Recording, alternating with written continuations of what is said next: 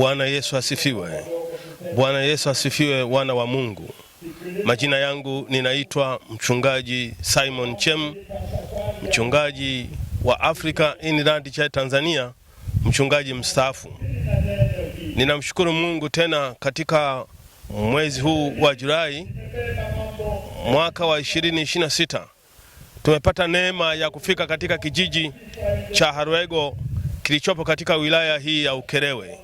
Tumekuja na timu ya Injili, timu ya imani ambayo huwa tunaongoza na kuandaa mikutano kila mwaka na kupeleka sehemu mbalimbali. Tumefika hapa tangu Alhamisi, tumekuwa na mkutano wa nje lakini pia tumekuwa na mkutano na semina ya ndani. Tumekuwa na mkutano wa Ijumaa, tumekuwa na mkutano wa Jumamosi, tumekuwa na mkutano wa Jumapili ambao leo tunakwenda kuhitimisha. Tunaendelea kumwona Mungu jinsi ambavyo anawahudumia watu wake. Timu ya imani lengo lake kubwa ni kupeleka Injili, kutimiza utume wa Yesu Kristo kama alivyotuagiza katika Mathayo 28 na ule mstari wa 18 mpaka wa 20. Huo ni utume mkuu unaosema enendeni ulimwenguni kote mkaihubiri Injili kwa kila kiumbe.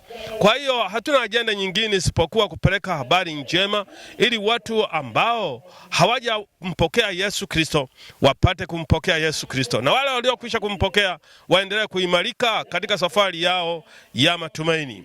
Tukiwa katika kijiji hiki cha Harwego, tumekuwa na mkutano mkubwa. Watu wengi wamehudhuria semina, watu wengi wamehudhuria mkutano wa nje wa mchana, watu wengi wameombewa na kufunguliwa, na wale wote walioonewa na ibilisi shetani wameweza kufunguliwa na kuwekwa huru. Tunamtukuza Mungu na kumshukuru Mungu. Asante sana Bwana wa mbingu na nchi, kwa sababu wewe unapenda watu wako. Mungu aliupenda ulimwengu na hata akamtoa Yesu Kristo awe Bwana na Mwokozi wa maisha yake. Kweli mkutano ya Injili ni mkutano ambayo ina gharama kubwa, lakini gharama kubwa kwa ajili ya kupeleka neno la Bwana ni baraka tele. Tunamshukuru Mungu. Tumekuwa na mstari mkubwa mzuri katika kitabu kile cha Isaya 55 na ule mstari wa 6 na ule mstari wa 7. Mstari wa 6 unazungumza kumtafuta Bwana maadamu anapatikana, lakini ule mstari wa 7 umezungumzia habari ya toba na kwamba mtu mbaya na aache njia yake na mrudie Bwana. Toba hurudisha mahusiano ya mwanadamu na Mungu. Maana mwanadamu anapokuwa amefarakana na Mungu, mwanadamu anapokuwa ametengana na Mungu, mstari ule unatukumbusha kurejea kwa Bwana.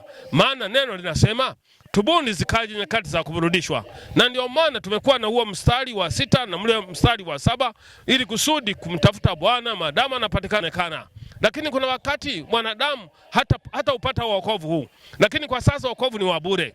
Na kwa sababu wokovu ni wa bure, ni wakati mzuri sasa wa kumtafuta Bwana. Na mimi nikusihi mtazamaji wa TV yetu hii, nikusihi sana wewe ambaye umekwisha kumpokea Yesu Kristo kuwa Bwana na Mwokozi wa maisha yako, kaa naye kwa gharama zote. Na wewe ambaye bado hujampa Yesu maisha yako, nikualike, huo ni mwaliko wa neema, huo ni mwaliko wa rehema. Unawaalika watu wote kumtafuta Bwana na kumrudia na kukaa ndani yake. Mungu akusaidie sana mtazamaji, na tunakushukuru sana wewe ambaye umetoa muda wako huu kwa ajili ya kuketi na kusikiliza na kutazama mahubiri haya ambayo na ujumbe huu ambao tumeuleta asubuhi ya leo ya tarehe 12 mwezi wa 7 2026. Baba wa mbinguni akubarikie sana. Bwana wa mbinguni akupe neema hii ya kukaa ndani yake.